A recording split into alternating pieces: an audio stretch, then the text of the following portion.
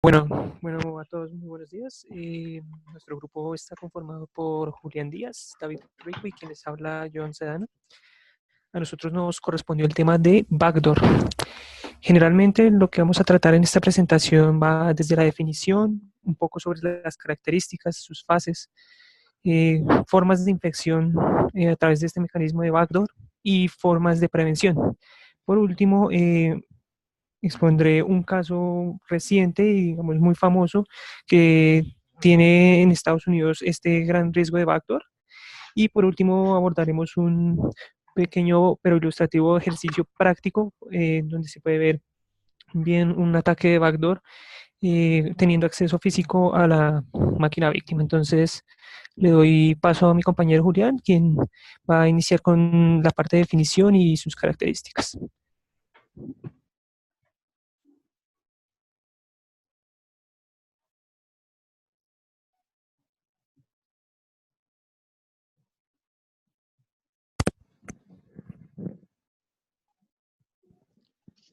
Bueno, vamos a comenzar con backdoor. La definición de backdoor, o puerta trasera, como se llama en español, es que es un mecanismo introducido de manera oculta en una computadora para facilitar el acceso no autorizado al sistema.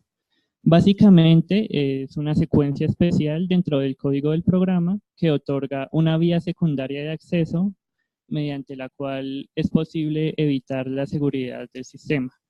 Seguridad tal como la autenticación. Las características que hacen que la puerta trasera sea como tal un riesgo de seguridad son las siguientes. La primera es que son invisibles para el usuario. Entonces la mayoría de puertas traseras son desconocidas para el usuario, ya que estas suelen camuflarse en otras aplicaciones que el usuario mismo ha instalado. O incluso las más desarrolladas logran camuflarse en aplicaciones del sistema operativo del dispositivo. No solo se camuflan en aplicaciones, sino también pueden estar ocultas a la vista del usuario. Entonces, por ejemplo, puede pasar que al principio se instale y luego simplemente se oculte y el usuario no se da cuenta que está en ejecución. Un ejemplo de esto es cuando, por ejemplo, algunas aplicaciones que se han detectado para Android en la App Store, es que el usuario las descargaba pensando que eran juegos. Estas, al iniciarlas, mandaban un mensaje diciendo que era no compatible con el sistema y desaparecían de la vista del usuario. Entonces el usuario pensaba que se habían desinstalado, pero en realidad simplemente permanecían ocultas en el dispositivo. Otra característica es que se ejecutan en modo silencioso. Es decir, que estas operan sin que su uso se vea reflejado, por ejemplo, en el rendimiento. O pueden detectar fácilmente con el origen de los datos, ya que a veces utilizan servicios legítimos, como lo son Twitter o Google Drive, para camuflar su tráfico. Muchas de estas puertas traseras inician cuando inicia el sistema. Entonces están todo el tiempo operativo y no tienen que esperar a que se inicie cierta aplicación para iniciarse. La siguiente característica es que puede tener acceso total al sistema. Entonces, si la puerta trasera cuenta con privilegios de administrador, puede acceder a absolutamente todas las funciones que se encuentren disponibles en el sistema. También son difíciles de eliminarlos del sistema, ya que se instalan en carpetas del sistema, en registros o básicamente en cualquier dirección, por lo que es un poco complicado saber en dónde están. Sobre todo es difícil eliminarlos si se encuentran dentro de archivos del sistema, ya que podría requerir una acción total del sistema operativo. Y finalmente usan un programa para configurar y disfrazar el servidor para que la víctima no lo detecte fácilmente. Entonces, algunas puertas traseras logran camuflarse en programas legítimos por lo cual es difícil detectar si un programa tiene una puerta trasera y si el tráfico de este programa es legítimo o si en realidad se está desviando a otro lado. ¿Vale?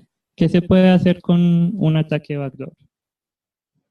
Ejecutar aplicaciones, por ejemplo, y ejecutar también incluye la instalación y desinstalación de programas, lo cual tiene un gran potencial para instalar malware adicional o infectar otros programas. Pueden modificar parámetros de configuración del sistema, extraer y enviar información. Esto, además de simplemente tener potencial de robar información sensible, también tiene el potencial para modificar la información ya existente en el sistema. Puede mostrar mensajes en la pantalla, que esto puede ir desde mensajes pidiendo, por ejemplo, la instalación de cierto programa, hasta si se logró descubrir información sensible, puede mostrar mensajes con ciertos chantajes hacia la persona, hacia la víctima. También pueden manipular el hardware. Esto incluye usar el procesador o la tarjeta de video de normalmente varias computadoras infectadas con la puerta trasera para beneficios personales. Un caso reciente de este se dio cuando el auge de las criptomonedas, cuando con backdoors que utilizaban las tarjetas gráficas de estas computadoras para minar criptomonedas. Y pues básicamente se tiene el acceso total a todas las funciones del sistema. Entonces puede realizar todo lo que un usuario podría hacer. Vamos con la clasificación de los backdoors. Normalmente se clasifican en 3 categorías.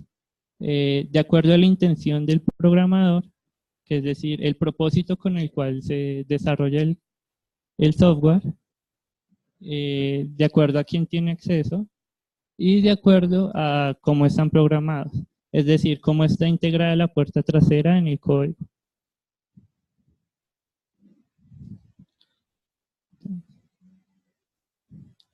El primero se destacan voluntarios e involuntarios.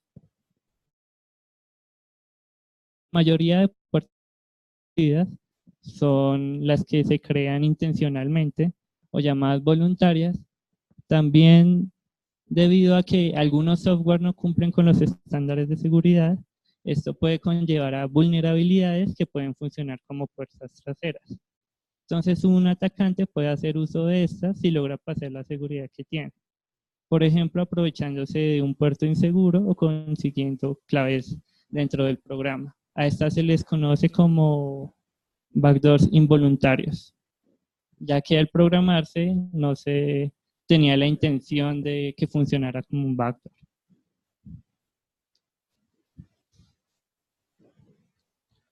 En la otra clasificación tenemos simétricos y asimétricos. Las simétricas pueden ser utilizadas por cualquiera que sepa de su existencia. Básicamente, simplemente se abre un puerto y casi que cualquiera puede introducir datos o sacar datos. Mientras que las asimétricas solo pueden ser accedidas por sus diseñadores, ya que estas suelen tener mecanismos de seguridad que solo son conocidos por sus diseñadores. Estas pueden existir tanto en software como en hardware y pueden presentarse, por ejemplo, para recuperar información por parte de la empresa que desarrolló el hardware o el software.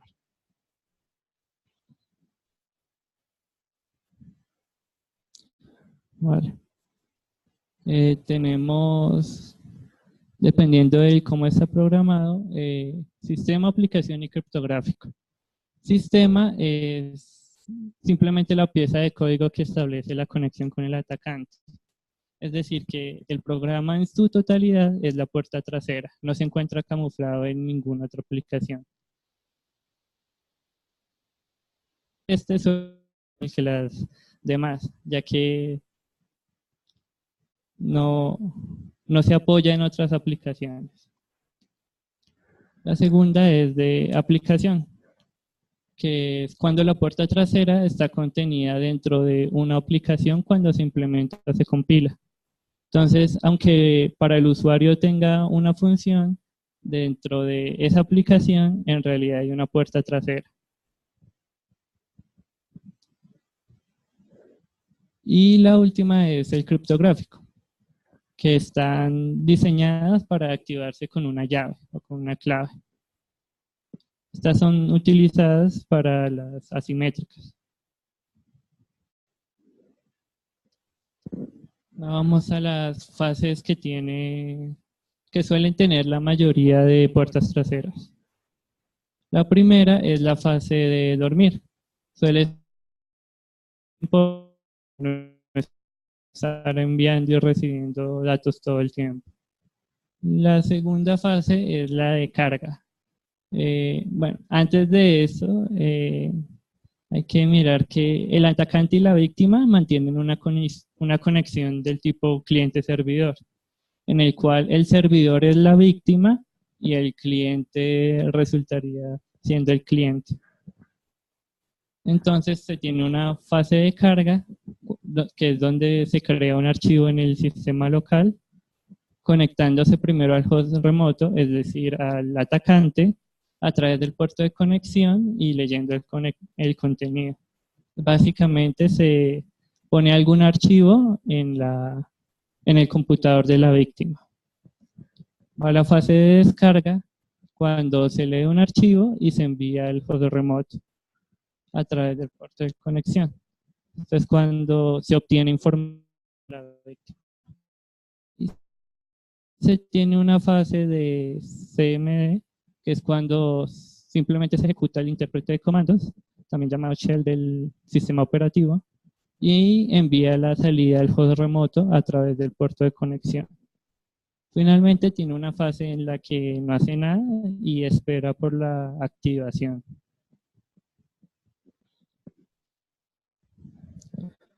Vale.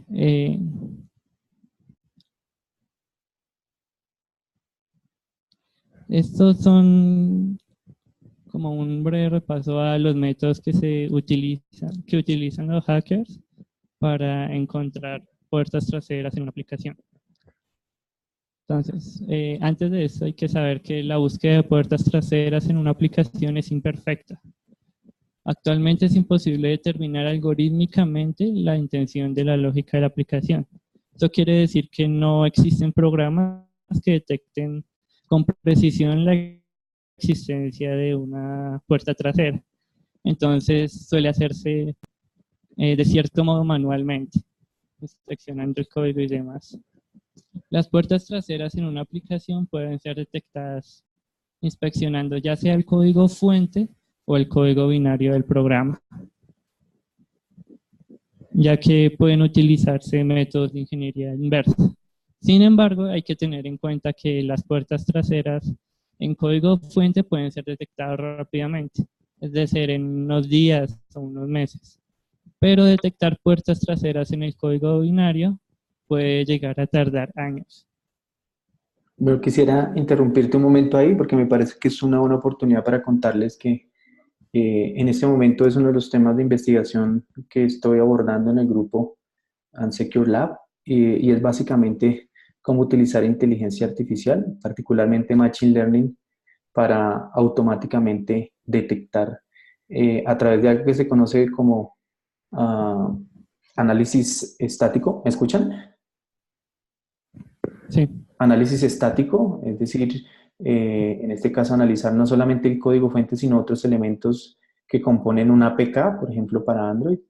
Y otra técnica que se conoce como análisis dinámico, en donde básicamente lo que uno hace es tratar de simular la interacción de la aplicación corriendo directamente en el dispositivo en un emulador, y hay herramientas que se utilizan para emular todos los touch o clics y uno lanza una batería de interacciones con la aplicación móvil, por ejemplo, para el caso de Android, y todo ese comportamiento uno lo puede ir grabando.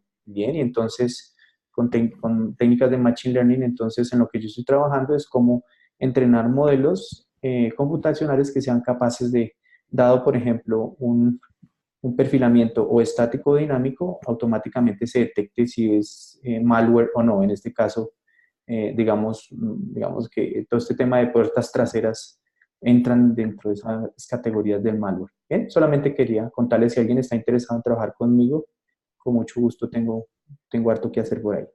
Listo, puedes continuar. Vale. Entonces, también se tiene que la mayoría de revisiones de seguridad del código suelen tener poco énfasis en las puertas traseras. Se miran más otras condiciones de seguridad que las puertas traseras, precisamente porque son un poco complicadas de saber si existen o no. Por lo cual, dependiendo del tipo de aplicación, suele existir la posibilidad de dejar alguna puerta trasera.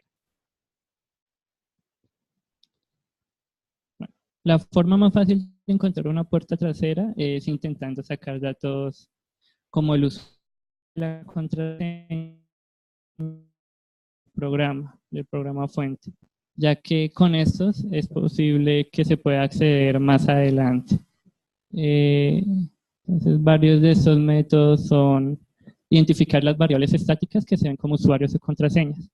Esto se ve, por ejemplo, buscando variables que usen ASCII si no tiene seguridad, o si está encriptada, se puede buscar en el código las llamadas a la API de encriptamiento, donde este parámetro es pasado como parámetro en texto plano. Además, se identifican variables estáticas que se ven como hashes. Entonces, se suelen mirar strings que usan el conjunto de caracteres hexadecimal, que suelen ser la clave de la mayoría de algoritmos de hash. Y se reduce la búsqueda a aquellos que se correspondan a CIDOS, como por ejemplo MD5, que utiliza con clave de hash de 128 bits. También se intenta identificar variables estáticas que se vean como llaves criptográficas, que es lo mismo que la anterior. Se revisa la longitud y además se mira en el API de cuando se cifran, si se usa como parámetro. Y pues para identificar esto se necesita identificar las líneas de código donde se hace el proceso de ciframiento. Además de esto, para identificar más fácil las claves y estas cosas, se suele desarrollar una prueba estadística de la aleatoriedad de las variables estáticas. Es decir, se corre varias veces el programa y se mira los resultados. Si las variables o si cambian mucho y se exhiben una gran entropía, ya que estos podrían ser los datos para generar una llave o pueden ser datos codificados. Bueno, en este momento paso a darle la palabra a David. Ok, ¿me escuchan? Sí, te escuchamos Sí, bien. sí, se escucha bien.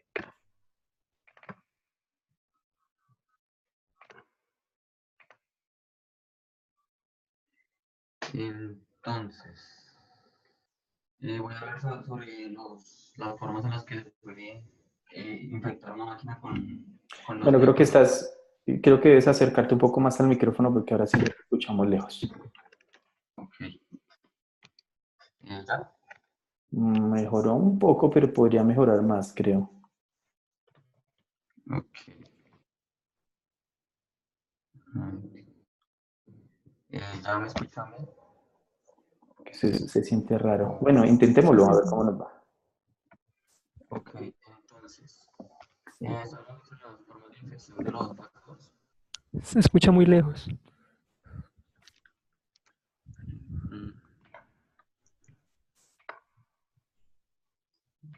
Yo me puedo acercar más al micrófono, estoy lo más cerquita posible. Entonces es que de pronto el volumen del micrófono está muy bajo, es probable.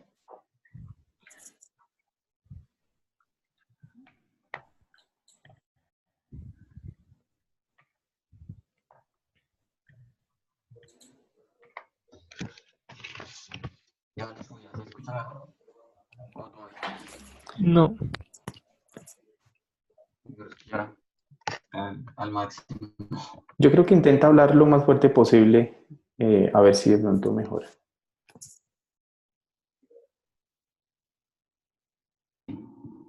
Entonces, Listo, eh, hagámosle así.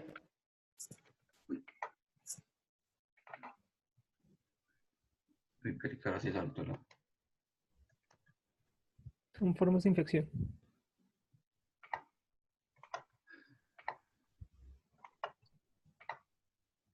Bien, ahora sí. Voy a hablar aquí sobre las formas de infección de los backdoors. Entonces, la primera forma en la que se puede contagiar una máquina con un backdoor es la de instaladas inconscientemente por el usuario. Es decir, aquí el usuario se puede enviarlos por correo o por alguna mensajería o cualquier otra razón y los que los envían bajo un nombre, dándole nombres no sospechosos, ya sea algún juego, como ya le he dicho, mi compañero, y que él lo pueda ejecutar, o sea, y él estaría instalando el backdoor sin ser consciente de ello. La segunda forma de contagio es instalado por otros parásitos informáticos. Los backdoors son usualmente instalados por otros, o sea, por otros parásitos, ya sea un virus, gusanos o inclusive por spyware. O sea, entran al sistema sin el conocimiento del usuario y afectan a toda la computadora como tal. El tercer, la tercera forma es usando, o sea, por conexión LAN o por un dispositivo de almacenamiento.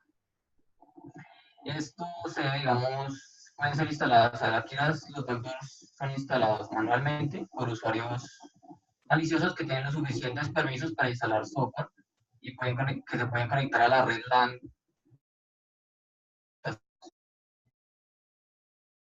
Bueno, también se puede con cualquier dispositivo pendrive o cualquier archivo de almacenamiento que se pueda autoejecutar. La cuarta forma sería, como ya he dicho mi compañera anteriormente, algunos backdoors vienen integrados en aplicaciones. Entonces, varios backdoors pueden venir integrados propios dentro del código de algunas aplicaciones.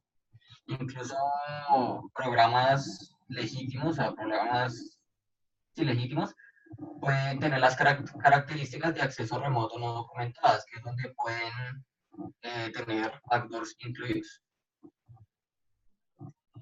Entonces, la última sería explotando vulnerabilidades de software. Esto es básicamente igual a cómo funcionan los gusanos informáticos, o sea, se propagan automáticamente en la máquina sin el consentimiento del usuario. Pero si el usuario no puede notar nada sospechoso, esa ninguna alerta en el asistente de configuración o diálogos de advertencia. Bien, acá los atacantes, bueno, con el control de detectores trata de cómo los atacantes tratan de camuflar lo más posible los backdoors para que el usuario no lo pueda detectar, ni mucho menos rastrear. Entonces, ya que bueno, el administrador del sistema ve un comportamiento anormal en la máquina y podría con esto detectar la backdoor y si puede acceder, digamos, puede rastrear el destino de los paquetes que están recibiendo, también puede encontrar al atacante. Entonces vamos a ver aquí como los casos más usados por los atacantes para poder encubrir los backdoors. La primera, y es como la más común, es usando la criptografía. Ellos los paquetes que están enviando la información como tal que envían a la víctima para que no sea detectado por el administrador del sistema. No, o sea, no necesariamente se usan técnicas de cifrado poderosas, ya que si se llegara a usar, esto consumiría bastante recursos en la CPU de la víctima lo cual podría levantar sospechas. Entonces ellos tratan de usar técnicas de cifrado poco, o sea, que no consuman muchos recursos. En este caso, pues tenemos los dos más.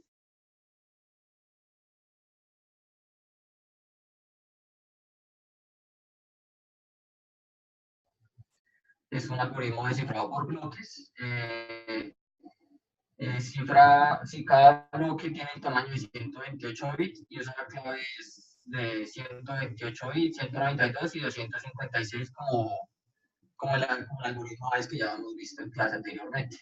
Lo principal que caracteriza aquí al algoritmo de SERPE es que usa 32 rondas de sustitución y permutación. Es decir, bueno, separa cada bloque cada bloque del mensaje y lo divide en 4 bloquecitos de 32 bits. Y en cada una de ellas, o sea, en cada ronda de esas 32, hay 32 copias de una caja de sustitución que reemplaza 4 bits en 4 bits. O sea, son 32 rondas de 32 sustituciones y 32 permutaciones. O sea, es un algoritmo bastante potente en ese sentido. Utilizando el SSH o el VPN. Esto se usa ya que estos dos no son detectables por los firewalls. Sí, o sea, los administradores no pueden descifrar, o sea, que están llegando paquetes corruptos por estos métodos. La segunda forma en la que los atacantes pueden encubrir su backdoor es por rootkits. Que esto primero que todo son las más peligrosas y las más difíciles de detectar y proteger, ya que se ejecutan como una aplicación normal, o sea, y son centrados en el sistema operativo. Lo que hacen es reemplazar archivos en el sistema operativo como tal. Entonces, lo principal, bueno, aquí tenemos dos ejemplos, que sería el rootkit clásico. El rootkit clásico es un archivo que lo único que reemplaza es un archivo de login que se encuentra en el archivo binario del computador, que se reemplaza por otra versión completamente diferente y hace que el atacante pueda acceder al sistema con su propio usuario y contraseña. Y pues con esto puede afectar cualquier cosa, puede ocultar información, ya sea el número de puerta, ya sea la dirección IP de la máquina. Él puede ocultar todo lo que quiera, inclusive puede mostrarle al usuario, a la víctima, lo que ellos quieren mostrarle. El otro tipo de rootkit son los rootkits de kernels, que son bastante peligrosos porque en vez de esto de reemplazar un archivo, lo que hacen es reemplazarse ellos mismos con el propio kernel del sistema operativo.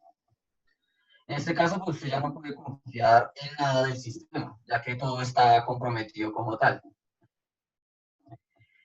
Bueno, como el sistema operativo se está ejecutando siempre, envía siempre la información, o sea, los resultados de todo lo que está haciendo la víctima al atacante. Entonces, con esto, pues todo lo que es procesos, tareas, la configuración de red, absolutamente todo lo puede ver el atacante y al mismo tiempo puede ocultar esa información o darle información falsa al usuario. Esta es la forma más potente de usar los backdoors, ya que compromete toda la máquina de una.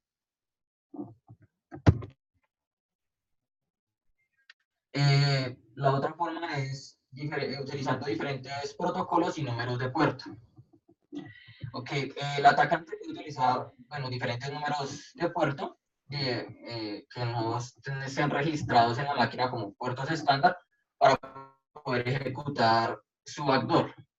Sí, algunos backdoors son un poco más profesionales, por así decirlo, ya que cambian el número de puerto o el protocolo durante el ataque. Así si de casualidad el administrador del sistema o algún detector de malware bloquea ese puerto, la backdoor puede cambiar el puerto y seguir infectando la máquina tranquilamente. Ok, aquí sigue el control inverso. Bueno, aquí el atacante crea su propio servidor con una dirección IP específica y lo que hace es intentar conectarse al servidor de la víctima por dentro del firewall, o sea, saltando el firewall, y, al realizar esta conexión empieza a recibir los paquetes, bueno, empieza a recibir la información como tal desde el servidor de la víctima. ¿Por qué se hace esto? Porque la mayoría de los firewall o administradores del sistema bloquean algunas conexiones externas. ¿Sí? Ellos solo dejan que el usuario navegue por sitios web y ya. O sea, no lo deja absolutamente hacer nada más.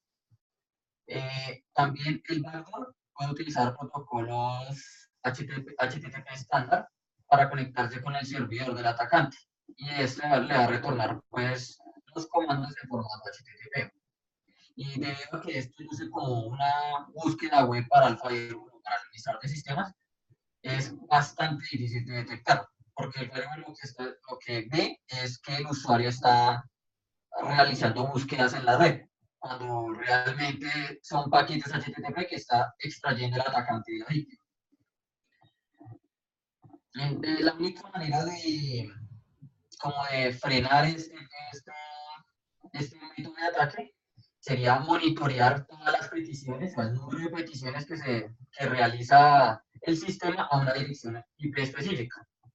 Pero entonces aquí pues ya el atacante pues pueden utilizar cadenas de servidores con diferentes direcciones IP para conectar de manera aleatoria con el sistema de la víctima. Y pues esto lo hace aún más difícil de detectar y más difícil de proteger. O sea, este es uno de los sistemas que pueden ser más difíciles de detectar para el usuario.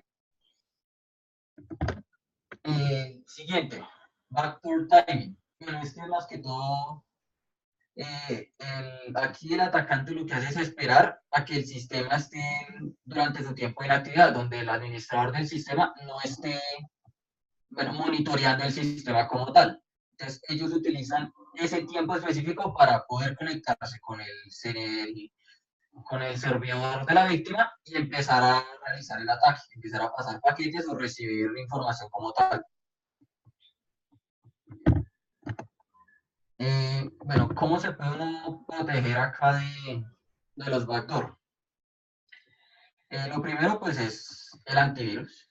El antivirus puede detectar puertas traseras o troyanos que estén dentro de su base de datos. Por eso es muy importante que se mantenga actualizado un antivirus potente, y mantenerlo actualizado siempre. Ya que, pues sí, si de casualidad no, el atacante usa un backdoor o un backdoor que no existe en la base de datos del antivirus, pues este podría ejecutarse, el backdoor podría ejecutarse en la máquina de la víctima sin levantar ninguna sospecha. Bien, acá lo segundo es obteniendo las firmas de la aplicación como tal. Cuando hay que, digamos, estar seguro de que las aplicaciones que estamos usando son legítimas, son legales. Para esto, pues hay varias formas de mirarlo. Digamos, muchos desarrolladores utilizan, pues, como ya lo ha hecho mi compañero antes, utilizan el algoritmo de MD5 para crear cadenas de hash a sus aplicaciones. Si uno, digamos, al momento de descargar la aplicación, calcula ese hash y ve que, bueno, son iguales al que MD5 ya viene por defecto, entonces uno puede estar seguro de que no hay ningún tercero que afectó la aplicación, o sea, que no hay nadie que le agregó ningún pedazo de código extra. Y pues ya instalarlo solo dependería de usted y de la confianza que usted le tenga al dueño de esa aplicación. También otra forma de verificar es como por las firmas como tal. O sea, hay compañías que se encargan de proporcionar las firmas a las aplicaciones de los desarrolladores. Entonces, solo hay que ver si de casualidad esa compañía, o sea, si esa aplicación tiene la firma de una compañía de la que usted tenga confianza. Bien, pues la última protección y pues como la más como intuitiva es la capacitación. Es muy importante que los usuarios sepan los problemas de seguridad que pueden tener navegando en la red. Si en la mayoría de los casos, pues los atacantes utilizan lo que es la ingeniería social para engañar a los usuarios. Pues la ingeniería social no es más que como un método de manipulación que usan las personas para poder obtener el acceso a esas zonas restringidas. Entonces, si conocemos la información del usuario al que vamos a podemos, bueno, saber los gustos y podemos filtrar mejor ese backdoor. Eh, Bien, aquí ya le cedo la palabra a mi compañero John.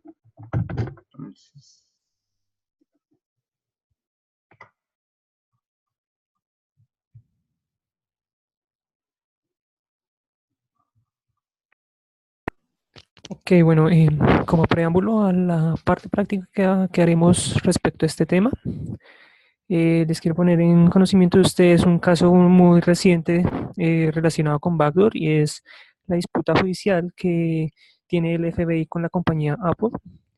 Este problema se dio por un tiroteo que se dio en el año 2015, a finales del año 2015, y el FBI quería extraer información del celular iPhone 5 que, que le fue encontrado a uno de los terroristas. Entonces, eh, lo que hizo el FBI en primera instancia fue solicitarle a Apple una forma de romper la encripción, de desbloquear el celular para poder extraer toda la información, pero pues Apple obviamente estuvo el- en contra de esto, ya que la principal razón que ellos encontraron era que em, era en contra de sus principios realizar ese desbloqueo, no importa si el celular era de un terrorista o de un ejecutivo o de la persona que fuera. Entonces, pues esto pues terminó en el ámbito judicial y pues en una corte de Estados Unidos le dio la orden a la compañía de colaborar en el desbloqueo del dispositivo para poder realizar para poder obtener esta información.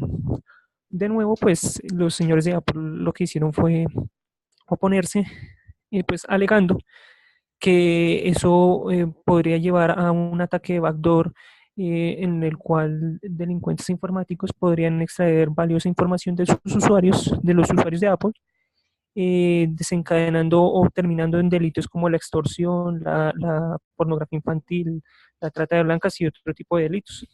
Entonces, digamos, para mencionar algunos aspectos, un aspecto importante de lo que la Corte le pidió a Apple era que deberían, lo más importante era que deberían deshabilitar la opción de autoborrado, aún así si no, esta no estuviese habilitada.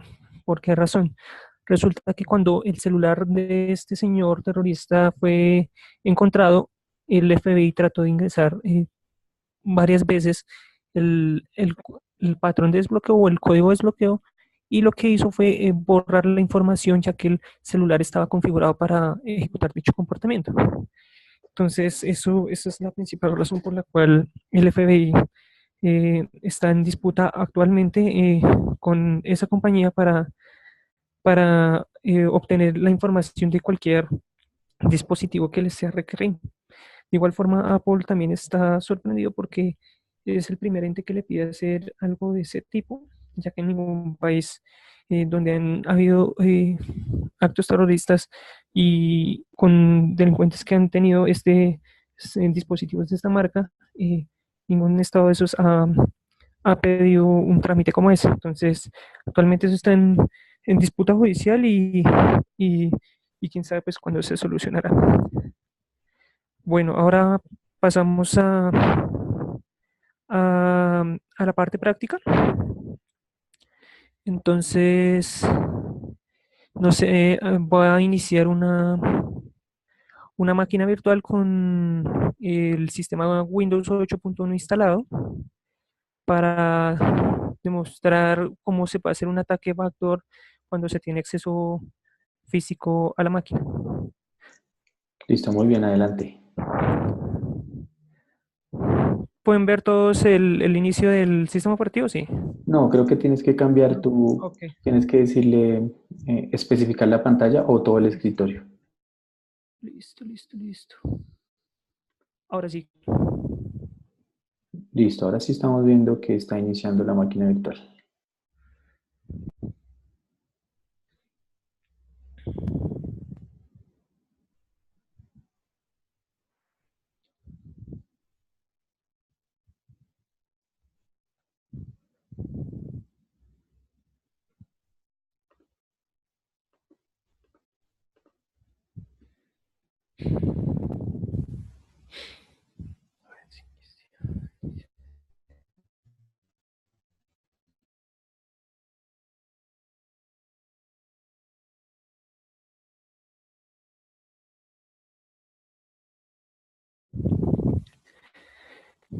Bueno, entonces lo que voy a mostrar acá, probablemente algunos ya lo han hecho antes, pero pues digamos que honestamente tengo que decir que pues yo ya lo he hecho varias veces antes, pero hasta el momento en que realicé esta presentación fue que supe que esto se podía catalogar como un ataque backdoor.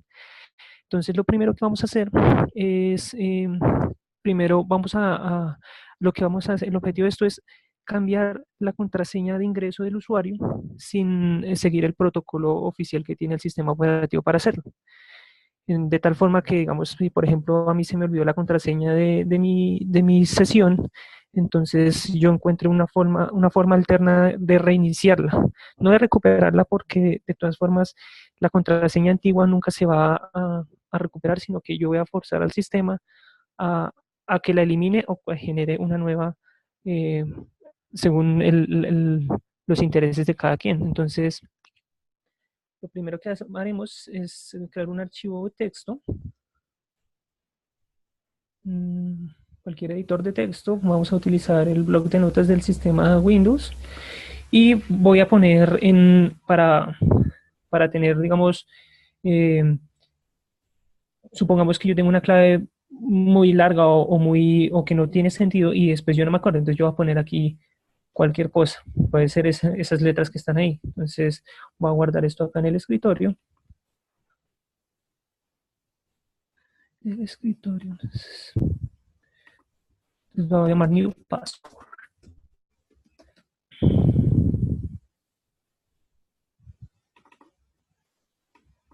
Okay. Guarda. Listo. Y ahora, para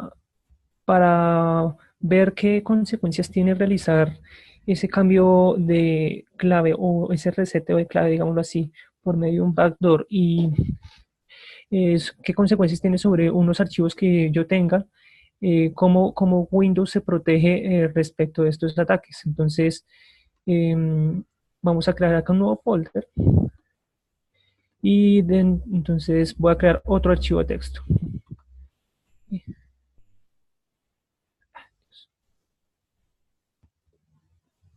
Entonces aquí vamos a poner text 1, por ejemplo.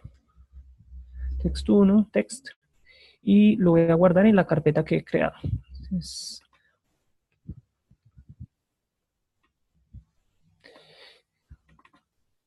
Entonces lo voy a llamar text. Listo.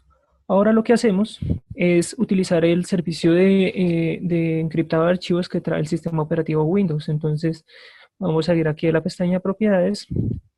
Y aquí en avanzado, esto sirve para cualquier versión de Windows, desde Windows XP hasta Windows 10. Lo único que cambia de versión a versión por mucho es la interfaz gráfica, pero el resto los servicios son los mismos. Entonces aquí en Advanced, marco la casilla de encriptar el contenido para asegurar la información. Y le doy OK. Y aquí OK. Aquí me pregunta que si quiero aplicar los cambios al folder y a todos sus archivos. Le digo que sí. Y bueno, listo. Entonces yo abro aquí este folder. Y este color en verde que tiene el archivo me indica que el archivo está protegido, está encriptado.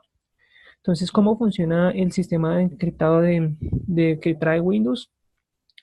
Se llama EFS, en inglés significa Encryption File System, y lo que hace es usar una llave simétrica para encriptar los archivos que yo tengo. Entonces, con esa llave simétrica utiliza la llave que es necesaria, o una llave pública que es necesaria para conocer otro par de llaves que tiene los servidores de Windows. Y junto con esas llaves hace un algoritmo que pues en la documentación de Windows no está especificada, pero utiliza también la clave de mi usuario. Eso es vital para yo poder obtener acceso a este archivo que yo tengo acá. ¿Por qué es vital? Porque cuando hagamos el ejercicio acá, nos vamos a dar cuenta que cuando hagamos el backdoor, por el cambio no legal, por decirlo de alguna forma, el archivo no vamos a tener ingreso al archivo. Entonces, ya teniendo esto, ahora lo que vamos a hacer es abrir aquí el archivo de new password. Voy a copiar esta clave. Voy a poner aquí anterior clave. Entonces, mi anterior clave, que es con la que inicio ahorita, es la siguiente. Entonces, para tenerla en cuenta. Entonces, voy a guardar para que no se pierda. Ahora sí voy a copiar la nueva clave, que es esta. Y voy a ir a las configuraciones del equipo y voy a cambiar la clave de la forma legal.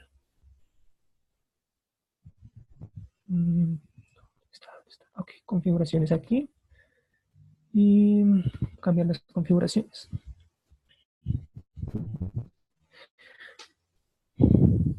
Entonces, vamos aquí a cuentas y vamos a editar la contraseña de nuestra cuenta. Entonces, digito la contraseña actual, que es AINA 2008, le doy siguiente, luego pongo la nueva, que fue la que copié, la confirmo y ponemos new password, por ejemplo, aquí en el inicio.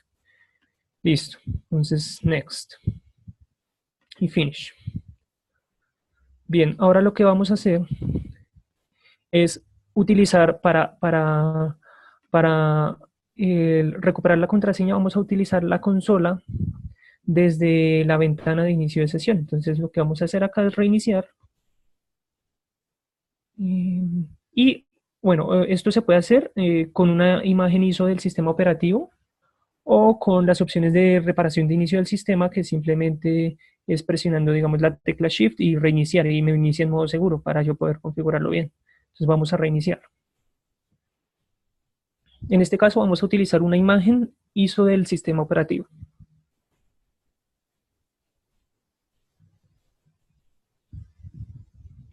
Entonces vamos a iniciar la imagen ISO.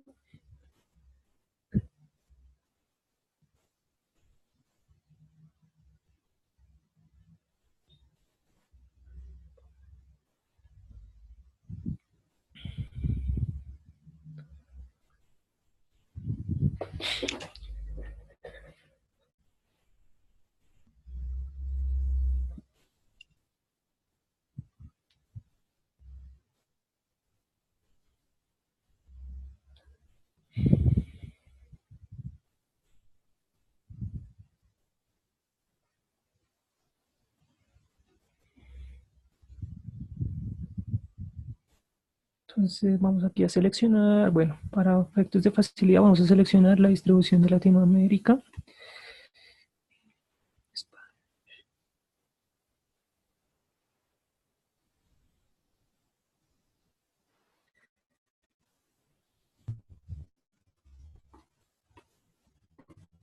Ok, siguiente. Y digamos aquí en la opción de reparar el computador. Ok, entonces me resolución de problemas. Y en opciones avanzadas vamos a utilizar la consola de comandos. Entonces aquí vamos a hacer uso de una de las características, de una de las formas de ejecución de los backdoors, y es explotando una vulnerabilidad del sistema.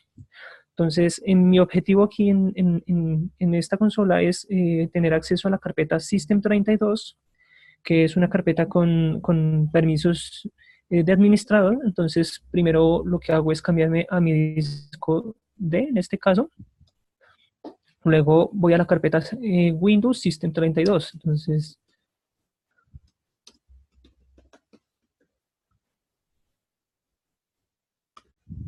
Ok, entonces, ¿qué vamos a hacer acá? Lo que vamos a hacer acá es, como ustedes saben, cuando uno inicia sesión en Windows, por ejemplo, hay unas opciones de accesibilidad. Entonces, entre esas opciones de accesibilidad están el teclado en pantalla. Lo que yo voy a hacer es utilizar la opción de teclado pantalla y reemplazarla por la consola para que así me deje reemplazar después la contraseña, puede ser dejándola vacía o estableciendo una nueva. Entonces, lo que vamos a hacer es lo siguiente, vamos a buscar el directorio de el, el teclado en pantalla que en este sistema operativo se conoce como osc.exe. Entonces nos dice efectivamente que está en esta carpeta System32. Y ahora vamos a buscar la consola. La consola debería estar también en esta carpeta. Efectivamente también en esta carpeta. Entonces lo que vamos a hacer es lo siguiente. Eh, vamos a renombrar primero hacer una copia de seguridad del teclado en pantalla. Entonces, con el comando ren osc.exe osc.exe.alt. Entonces, el primero es el archivo que queremos afectar y el segundo es el nombre que le vamos a dar al archivo, no pasó nada. Ahora, vamos a renombrar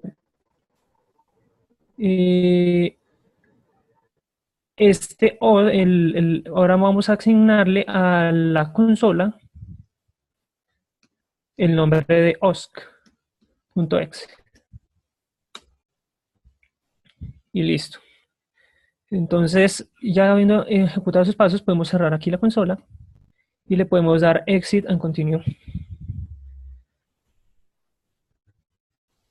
para que se inicie el sistema operativo.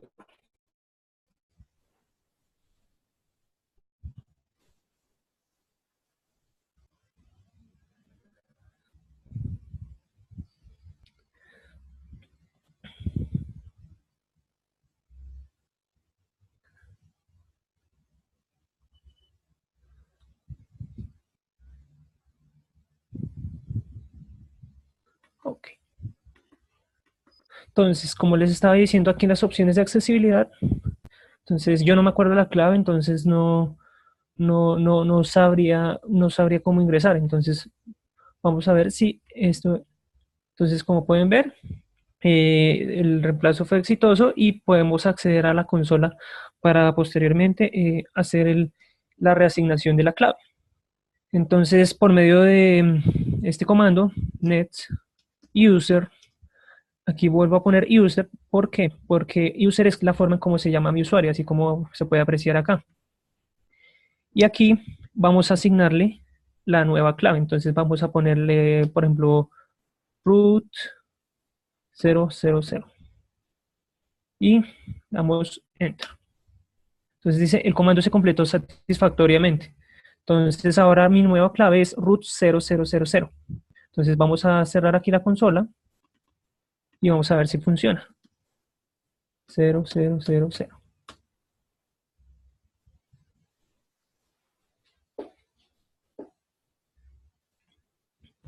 Efectivamente funcionó. Entonces el sistema realizó el inicio de forma normal. Ahora veamos entonces, como les dije al principio, qué pasa con la carpeta que yo creé y que encripté. Entonces vamos a tratar de abrir este archivo. Y como pueden ver, el acceso es denegado. Entonces, ¿esto por qué pasa?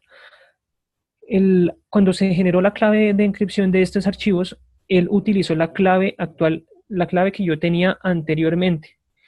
Y cuando él va a abrir el archivo, él mira que eh, la clave utilizada para encriptar esto sea la misma que se tenía desde un principio, pero como se cambió abruptamente, entonces Windows asume que hay una intrusión, una alerta de seguridad y por lo tanto no deja que los archivos sean consultados.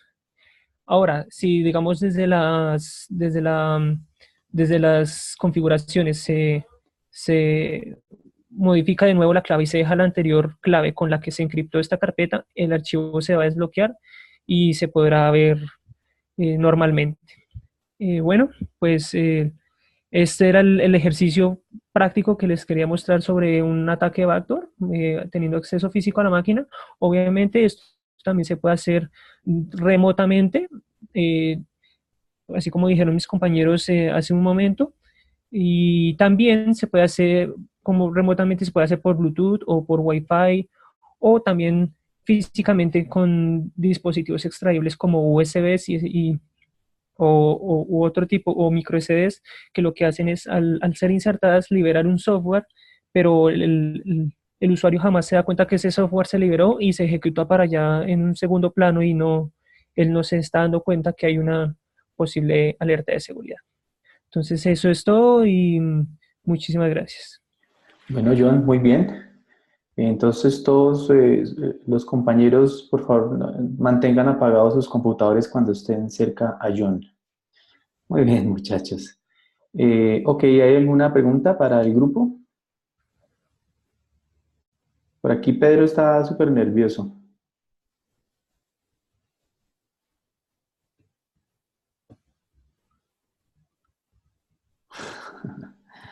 Bueno, muy bien. Bueno, si no hay preguntas, entonces, gracias muchachos por esta presentación. Muy bien. Y entonces vamos a continuar con seguridad Machine Learning.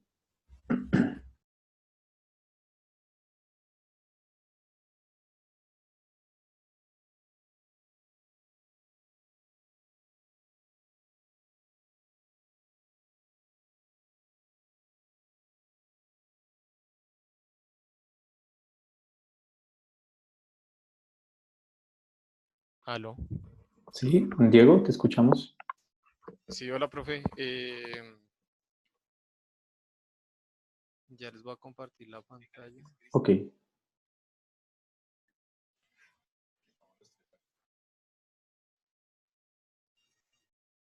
Ahí ya nos ven. Sí, ya se ve bien. Listo, profe. Entonces, yo soy Cristian Zanabria. Aquí también estoy con Diego y con Juan Camilo Lozano. Les vamos a exponer sobre Machine Learning. Perfecto, adelante. Ok, entonces, Machine Learning en ciberseguridad, les vamos a exponer lo que es una breve introducción a Machine Learning, unos algoritmos y la aplicación de estos algoritmos en ciberseguridad, y lo que es un ejemplo de detección de intrusos, un análisis de resultados con lo que es DGA y también detección de intrusos. ¿Listo?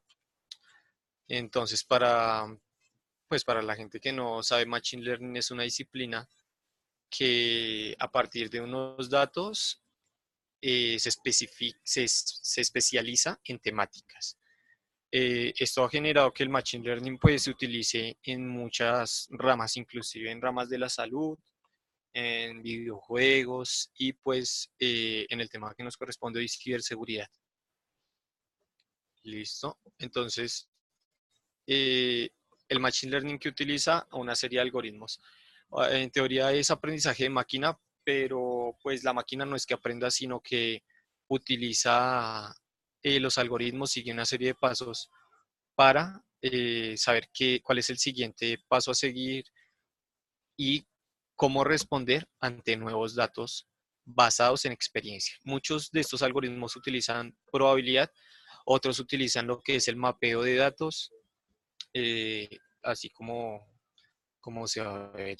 Eh, los algoritmos, como hay una gran variedad, lo ideal es clasificarlos porque se intenta saber qué algoritmo utilizar dependiendo del contexto ideal, ¿sí? Y esto es muy importante. El contexto varía bastante y basados en eso podemos clasificar por unos métodos que se van a saber, clasificar o no mediante cierto algoritmo. En estos métodos de clasificación está lo que es el Shallow Learning y el Deep Learning. Shallow Learning son algoritmos que utilizan datos especificados para lo que se quiere. Es decir, como por dar un ejemplo, si nosotros estamos buscando lo que es la detección de un virus, este virus tiene una serie de características. Entonces, lo que yo hago es entrenar un modelo con un conjunto de datos en el cual especifico estas características. Pero en el Deep Learning, no solo especifico esas características, sino que también especifico si es un virus o no es un virus, si es, por ejemplo, un troyano o no es un troyano. Pero en el Deep Learning no necesariamente tengo que hacer esto, porque en el Deep Learning muchas veces se utilizan una serie de algoritmos que permiten esta búsqueda sin necesidad de definir lo que se está buscando, ¿sí? En esto también tenemos lo que es, a partir de esas dos ramas, lo que es el aprendizaje supervisado y el no supervisado. Entonces, en el supervisado, lo que queremos hacer es, yo como experto en un tema, verificar y darle los datos a mi algoritmo como yo quiero que sea. Si yo quiero encontrar solo dos ramas, entonces le especifico a mi algoritmo que sean solo dos ramas. Pero en el no supervisado, yo solo le ingreso los datos a mi algoritmo y este los encuentra automáticamente y los va agrupando, por así decirlo, dependiendo de patrones o de características. Entonces, aquí tenemos una taxonomía de una serie de algoritmos con las características que se acabaron de decir. Entonces, por un lado está el Shalom Learning y por el otro lado está el Deep Learning, cada uno con una serie de algoritmos que están basados en aprendizaje supervisado o no supervisado. Por ejemplo, en el Shalom Learning supervisado tenemos lo que es el algoritmo Nail-Bayes. Ese algoritmo es muy conocido, basado en probabilidad en el teorema de Bayes, ¿sí? Donde se especifica una serie de datos con características que yo quiero saber o que no quiero saber y así poderlos clasificar. También está el Random Forest, que son, Random Forest está basado en otro algoritmo que es en los árboles de decisión, pero ese lo vamos a explicar ahorita. Y en cuanto al análisis no supervisado, tenemos, por ejemplo, lo que es el clustering o la asociación. El clustering son una serie de algoritmos como K-means, donde se agrupan los datos dependiendo de las características. En la asociación se agrupan es dependiendo de los patrones. ¿Listo? Y en el Deep Learning tenemos lo que son las redes neuronales, por ejemplo, las convolucionales o redes de retroalimentación, donde se utilizan nodos para saber qué datos, para saber el comportamiento de los datos y por dónde me puedo ir con datos nuevos, y todo esto se hace con multicapa.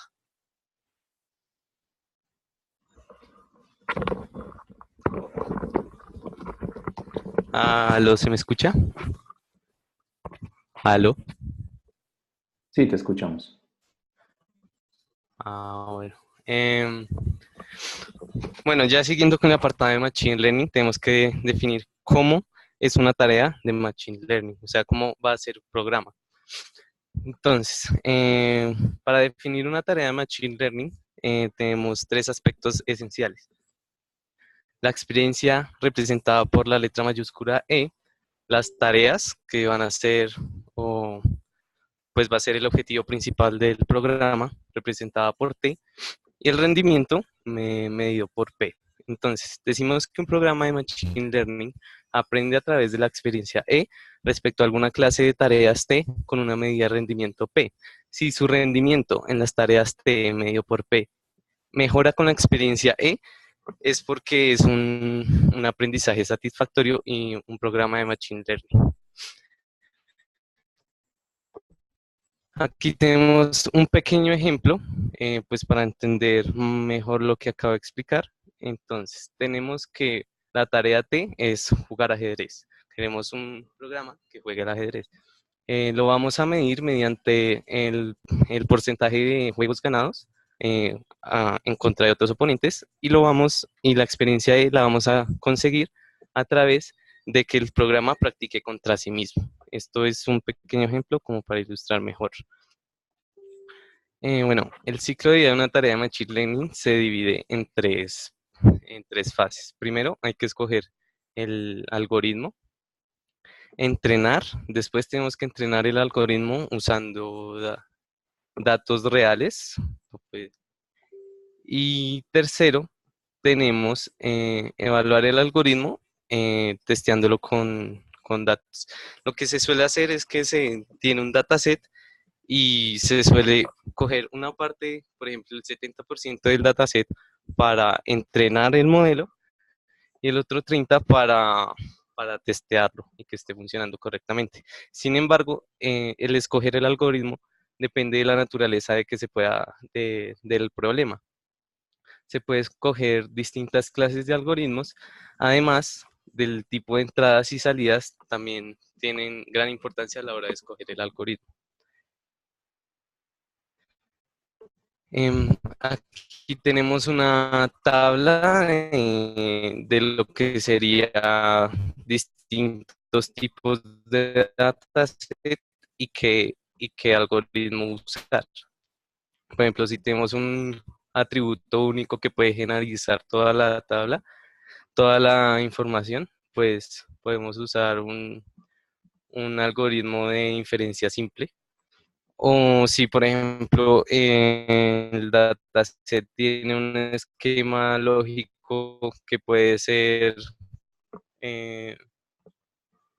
representado por un árbol, pues se puede usar un árbol de decisión. Ahora, ¿cuáles son los beneficios del Machine Learning? Y aquí es cuando ya pasamos a la parte, digamos, de ciberseguridad. Entonces, pues el Machine Learning es especialmente útil en varios campos. Estos son tres. Uno es la minería de datos. Por ejemplo, las bases de datos pueden tener regularidades implícitas que un programa de Machine Learning puede detectar automáticamente. Entonces, si dadas las características de una base de datos, el programa puede detectar si es irregular o regular. El segundo son los dominios en los que los humanos no poseemos suficiente conocimiento para desarrollar algoritmos concretos. Un ejemplo puede ser, por ejemplo, el lenguaje, el analizar un texto. Pues los que ya ven el lenguaje saben que se puede hacer un análisis léxico, un análisis sintáctico. Sin embargo, el análisis semántico es mucho más difícil de realizar. Entonces podríamos hacer un programa de Machine Learning que analice la semántica, que la semántica es el sentido de las palabras, para para corregir errores semánticos, por decirlo así. Y bueno, el tercero, que es donde entra la parte de donde está la parte de ciberseguridad, son los dominios en que los Cuando llega una persona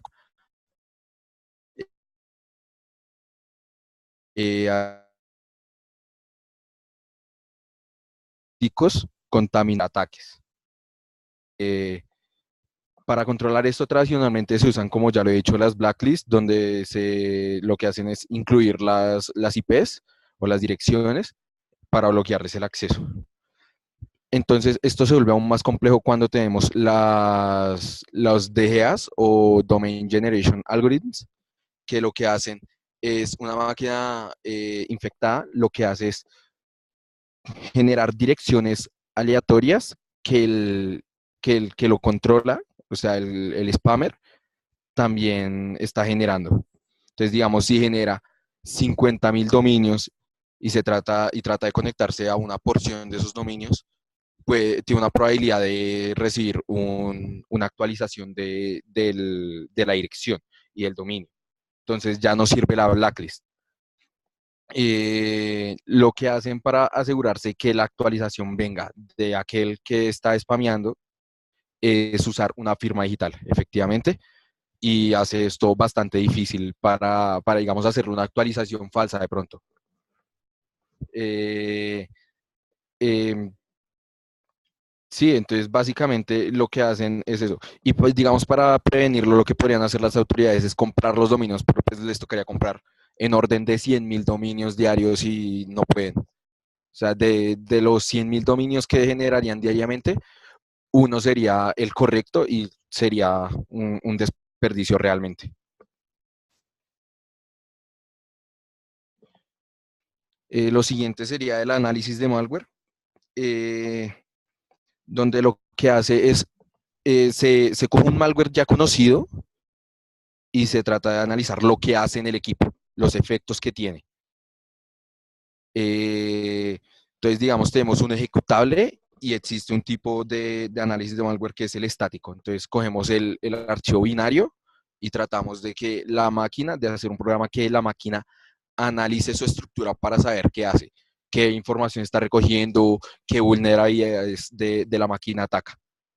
Esto simplemente sin ejecutarlo, simplemente coge el código e incluso trata de reconstruir un código en assembly, en ensamblador, para que una persona pueda analizarlo. Hay otro tipo de análisis de malware, que es el dinámico. Lo que hacen es crear un entorno reducido, una sandbox, donde todo está muy controlado y pone a ejecutar el programa para ver qué efectos tiene. Ese es el otro tipo de análisis. Entonces se coge un entorno controlado, se pone el malware, se ejecuta para ver cómo afecta a la máquina que recoge. Después tenemos la detección de spam y de phishing. Esto tradicionalmente realmente se hacía que los usuarios tratarán de ser precavidos con los correos, porque es difícil, sinceramente es difícil, porque ¿qué pasa? Uno trata de hacer un clasificador o una red neuronal que coja ciertas características de un correo para decir si es spam o si es algo falso, un phishing. Pero lo que pasa es que uno personalizando tantico los correos ya se sale de esa clasificación. Ese es el problema. Entonces, realmente hay un campo muy grande para trabajar de acá de detección de spam y de phishing. Tal vez con deep learning, que casi no se ha estudiado tanto. Em, pero sí es eso. Básicamente es coger y pasarle ejemplos de correos y que detecte qué características y los correos de los que provienen, las palabras que usan de pronto. Eso, que uno lo suele hacer a ojo y últimamente Google leí que usa cerca de 1.000 características de los correos para clasificarlos en spam o no spam.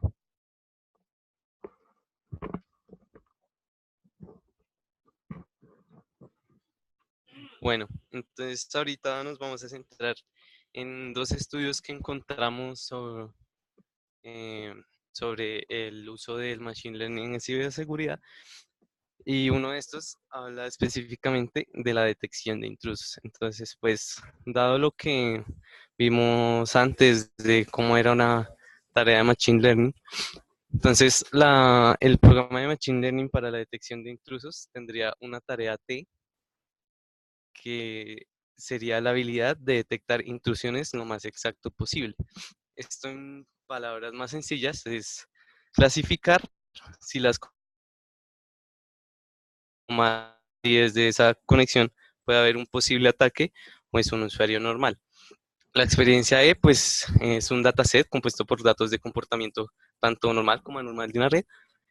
Y el rendimiento P, pues, al ser un clasificador, lo vamos a medir por la exactitud de la clasificación, la precisión, el recall, las estadísticas, capa, etc. Bueno, en este dataset hay ataques hay distintas categorías, ¿no? Entonces, digamos que se pueden definir 4, pero en realidad la clasificación serían 5 contando a los usuarios comunes. Entonces, tenemos el ataque DOS, que es el ataque de negación de servicios. el ataque R2L, que es un acceso no autorizado desde una máquina remota, el ataque U2R, que es el acceso no autorizado a privilegios de superusuario, y ciertos ataques de prueba que simularon en este dataset. Bueno, en este estudio específico usan dos algoritmos. Uno es el Naive-Bayes Tree, que es un híbrido entre un árbol de decisión y un clasificador de Naive-Bayes. Aquí tenemos un pequeño ejemplo, pues es para cómo sería el funcionamiento de un Naive-Bayes, de un árbol de decisión, perdón. Y bueno, ¿qué se diferencia un Naive-Bayes Tree con un árbol de decisión? Principalmente se diferencian que cada nodo hoja de este clasificador en un árbol de decisión, pues es la clase que se predijo para esa instancia. Pero en este caso, cada nodo hoja es un clasificador Naive-Bayes. Con lo que se busca con esto es, digamos, conseguir un clasificador aún más preciso y exacto. El otro que usan, que es para comparar, es el Botting Frequency Intervals, que lo que hace es cada instancia del entrenamiento. Con cada instancia del entrenamiento nos referimos a una fila del dataset, que vendría a ser una conexión a la red. Se representa como un vector de características, junto con la etiqueta que representa la clase.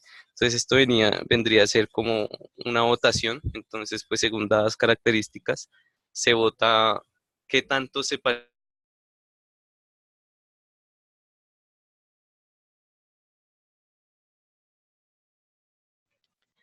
Bueno, esto ya es muy técnico, muy específico del estudio.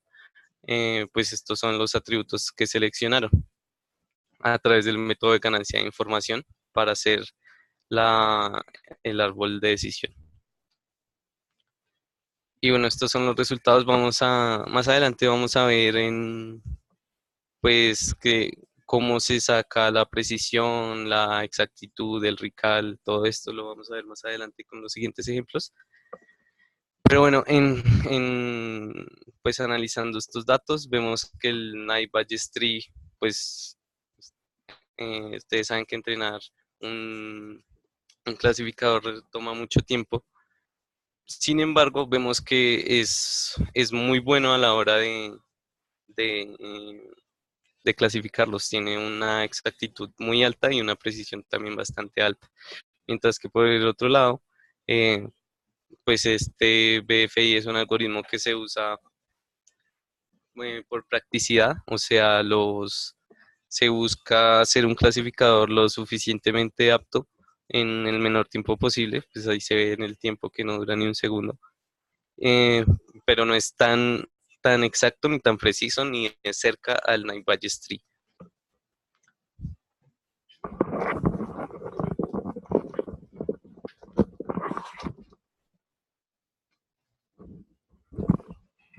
Bueno, aquí vamos a hacer un análisis con unas pruebas que se hicieron de la aplicación de Machine Learning a lo que es la detección de DGA, que como lo explicaba mi compañero Juan Camilo, es generar dominios automáticamente y con lo que es la detección de intrusos en red.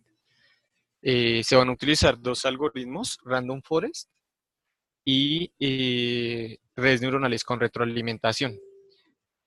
Estos algoritmos se van a utilizar con el Random Forest con 100 árboles de clasificación y las redes neuronales van a ser con entre 128 y 16.000 neuronas y de 2 a 16 capas. También se va a utilizar para el análisis de los resultados lo que es la matriz de confusión. En la matriz de confusión se realiza lo que es un verdadero positivo, que son todos aquellos resultados que efectivamente dieron verdadero cuando lo son. Lo que es un verdadero negativo, esos son los resultados que cuando tenían que dar negativo, efectivamente lo dieron. Un falso positivo, que son todos aquellos resultados que dieron negativo, pero se clasificaron como buenos, y verdaderos negativos son los resultados que tenían que dar negativo y dieron efectivamente negativo. ¿Listo? En esto, de estos datos de la matriz de confusión, se saca lo que es la precisión y el recall, que la precisión pues es qué tan preciso es nuestro sistema entrenado, y el recall es la sensibilidad que tiene nuestro sistema a datos externos, ¿sí? Para saber lo que es la precisión general de nuestro sistema, vamos a utilizar el F-Measure, aunque la accuracy también sirve, pero para que sea más preciso generalmente se utiliza el F-Measure, entonces vamos a utilizar ese. Los datasets utilizados son un conjunto de datos para DGA, donde hay unos datos que son no recientes y otros que son recientes, y estos se clasifican como dominios que ya se conocen y otros como dominios que se generaron aleatoriamente que son falsos. ¿Listo? Y para el análisis de intrusos se utilizaron 3 empresas donde se verificaban flujos malignos y flujos benignos, y estos datos son verificados por expertos en el dominio. Cabe aclarar que siempre que se va a utilizar un dataset, hay que ver los resultados si se quiere entrenar bien un modelo. Entonces, como primera prueba, se experimenta con lo que es el Shallow Learning versus el Deep Learning, porque ¿qué pasa? A pesar de que el Shallow Learning es un aprendizaje superficial y el Deep Learning es aprendizaje profundo, y uno supondría que el Deep Learning es un mejor clasificador, esto no es necesariamente correcto, porque todo esto se basa en qué es lo que vamos a analizar. Entonces, lo ideal es hacer pruebas con diferentes algoritmos, por más de que uno piense que X o Y algoritmo es el ideal. Entonces, por ejemplo, utilizamos el Shallow Learning y el Deep Learning para la detección de intrusos en red con los datasets que se utilizaron antes. Entonces, por medio del recall y de la precisión, también con el F-Measure, podemos ver que el Shallow Learning respondió de mejor manera en cuanto a precisión y en cuanto al F-Measure, que es lo que más nos importa eh, para la detección de intrusos, ¿sí? Porque las redes neuronales, a pesar de que no son tan precisas, cabe rescatar que son menos sensibles a datos externos, pero lo que más buscamos es precisión. ¿Listo? Eh, Otra de las cosas importantes al utilizar Machine Learning en ciberseguridad es que muchas veces, y esto no solo pasa con ciberseguridad, muchas veces se intenta utilizar Machine Learning de manera general para una serie de temas específicos. Entonces, ¿qué quieren hacer? Un clasificador que me clasifique entre una serie de temas, si mi problema se resuelve ahí o no se resuelve, ¿sí? Entonces, ¿qué pasa? Muchas veces estos clasificadores tienden a ser muy negativos. Por ejemplo, se hace la prueba con Random Forest para lo que es un ataque de negación de servicios, de fuerza bruta para ingresar al login, una serie de características especiales, y el Random Forest responde bastante bien. Tiene muy buena precisión, tiene muy buen resultado al ver el F-Measure, pero si vamos a utilizar las características en un solo clasificador, vemos que los resultados son muy poco ideales, por así decirlo.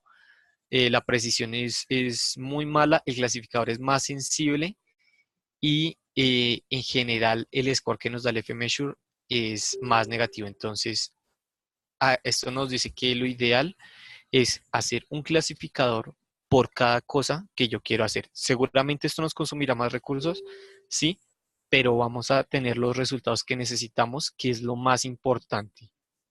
Es preferible demorarme un poquito más y tener un resultado correcto a no demorarme nada y tener un resultado incorrecto. Listo. También, también lo que pasa es que actualmente se utiliza también el Machine Learning para atacar a los servidores. Entonces nosotros tenemos nuestro sitio con Machine Learning que nos proteja, pero también se generan algoritmos de Machine Learning para que me vulneren mi algoritmo. Entonces, ¿qué pasa? Por ejemplo, aquí se prueba con el DGA, donde se utilizó Machine Learning para generar dominios que vulneren mi, mi sistema entrenado. Entonces, por más de que mi sistema entrenado respondió muy bien a una serie de métodos para generar dominios falsos, cuando utilizan Machine Learning para generar dominios falsos, mi sistema no responde para nada bien. Se equivoca bastante. Entonces, ¿qué se hace?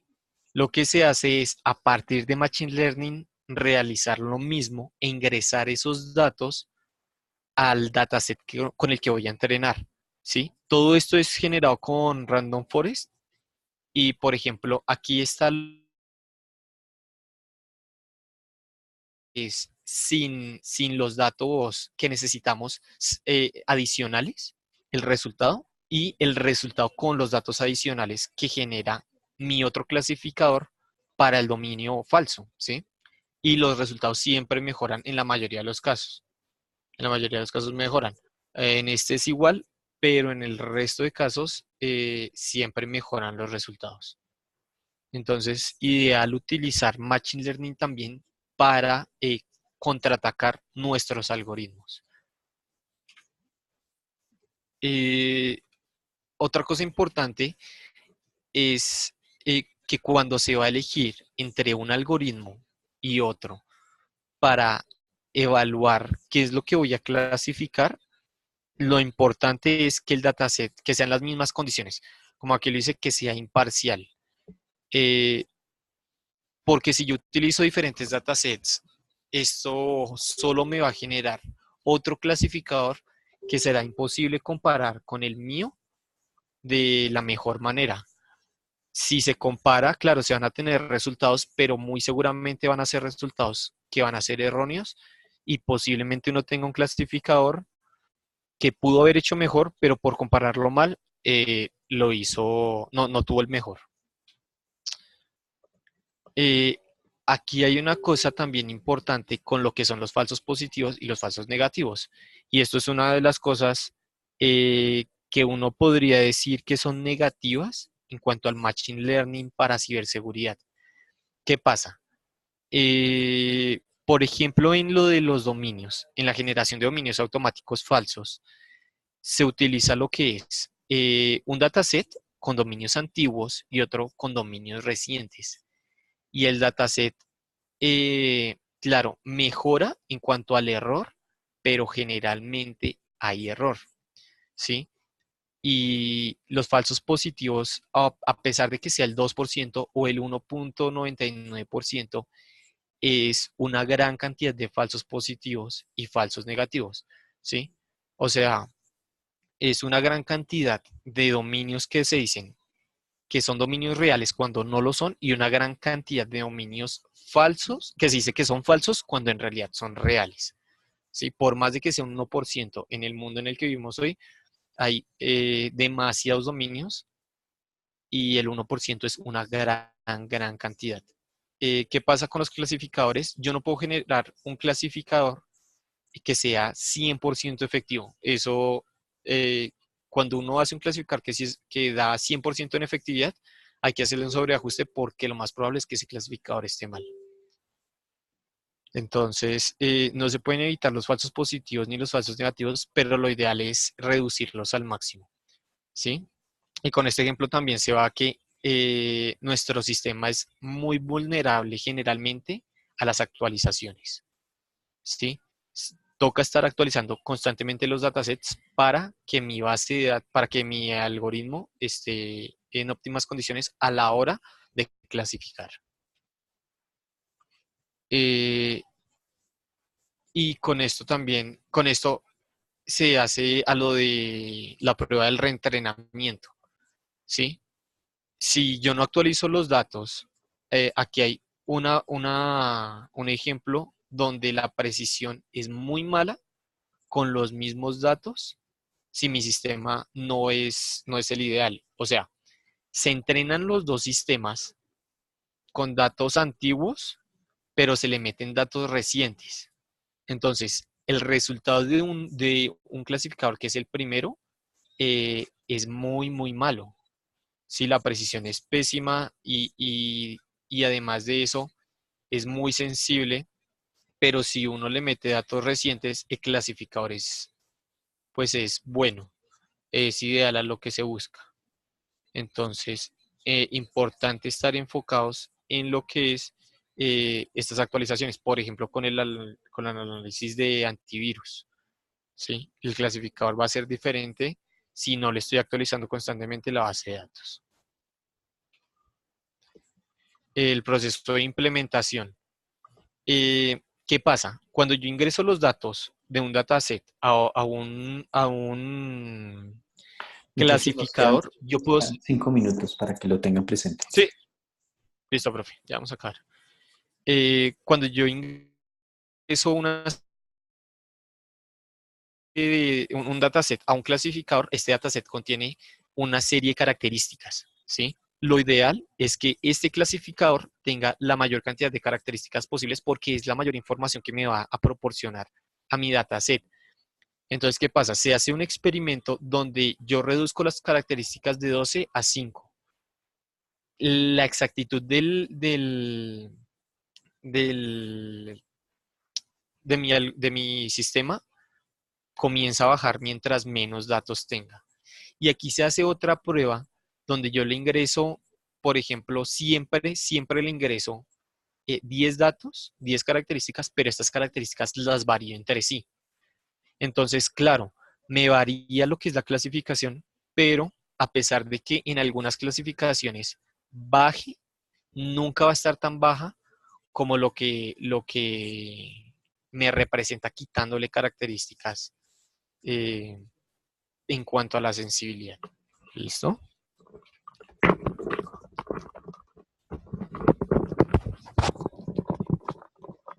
Así, conclusiones finales. Importantísimo, importantísimo saber qué clasificador usar en cada situación. No todos los clasificadores son milagrosos en todos los casos y no todos son malos en todos los casos. Entonces es muy importante saber reconocer las situaciones. Esa es la labor que tenemos fuerte como personas que estamos detrás de esto. Todavía no se consiguen clasificadores ni redes neuronales perfectos. Entonces, también cuidado con eso, que ninguno tiene el 100% de precisión. Em, Todos los enfoques son vulnerables a ataques de vuelta con Deep Learning, como lo ha mostrado nuestro compañero Cristian, que cuando se ataca con un generador de dominios que se basa en Deep Learning, la precisión baja demasiado. Entonces, siempre reajustar, siempre estar metiéndole nuevos datos de entrenamiento y continua supervisación por parte de los ingenieros que están detrás de estos algoritmos y estos sistemas de seguridad. Así por encima, que Machine Learning, en especial Deep Learning, tiene mucho campo para estudiar todavía, para aplicar, y que es muy potente en todas las áreas, en especial en seguridad, donde se puede usar la capacidad de generalización que tienen las redes neuronales y los clasificadores para evaluar casos muy diferentes a los casos con los que se entrenan. Y acá está la bibliografía que usamos. Artículos, 2 artículos de seguridad, uno del 2008 y otro de este mismo año. ¿Ustedes quieren agregar algo? Muchas gracias por todo, espero que les haya gustado la clase. Recuerden seguir investigando sobre los temas. Gracias. Bueno, muy bien muchachos, muy interesante. Recuerden que este es uno de los temas de mayor interés para mí en la conexión entre ciberseguridad y la inteligencia artificial. Bien, en estos temas tengo oferta de temas para monografías de trabajo de final de pregrado, así como para tesis de maestría y doctorado. Entonces, si alguien está interesado en continuar por esta línea, con mucho gusto me puede buscar y les puedo contar lo que estoy haciendo para ver si algún tema es seleccionado por ustedes para trabajar. Muy bien, muchachos. Entonces, terminamos por hoy aquí. Recuerden que la semana entrante no nos vamos a ver. Vamos a retomar nuestras sesiones el próximo martes 27 de noviembre. La semana entrante la tendrán libre para avanzar en el proyecto, principalmente. Bien, entonces, por favor, revisen la agenda, el cronograma de las presentaciones para que no haya confusiones de quienes presentan el próximo martes. No sé si hay alguno de los que presenta el próximo martes acá.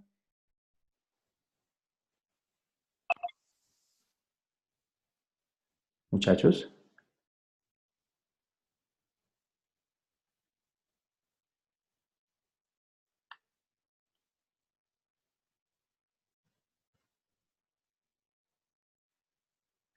A ver, ya les recuerdo entonces, aquí si ustedes miran el cronograma de las presentaciones, entonces el 27 tendríamos Internet de las Cosas, seguridad en Internet de las Cosas y autenticación biométrica. Recuerden, el 27 de noviembre. Muy bien, muchachos. No sé si hay alguna inquietud.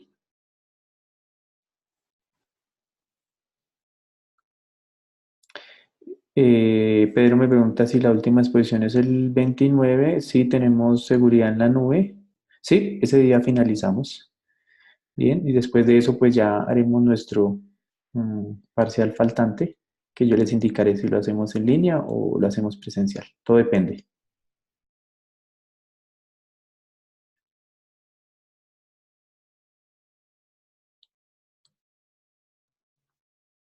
Ok, muchachos. Muy bien, entonces terminamos por hoy aquí. Recuerden que los videos los pongo directamente en la página, entonces para que los puedan consultar, para quienes no hayan podido asistir o quienes quieran volver a ver el material. Muy bien, muchachos, entonces feliz tarde y nos vemos entonces el 27. Chao, muchachos. Hasta luego, profe.